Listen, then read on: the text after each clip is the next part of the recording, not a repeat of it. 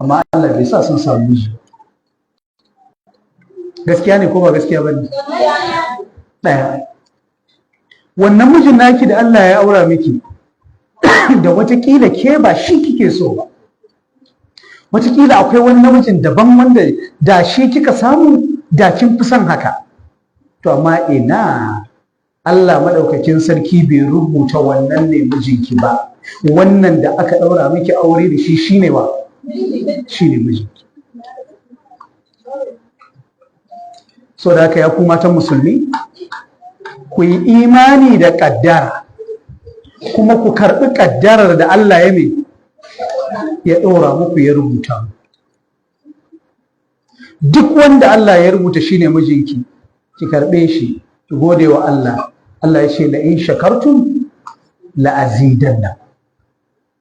Allah ya ce ku bayina, in dai junanku godiya, in dai za ku rinka gode wa Allah, to wallahi la azidannakum, ni Allah zan yi ta ƙara mu. Amma kada ki zo a ɗaura miki aure da mijinki kina tuna saurayinki.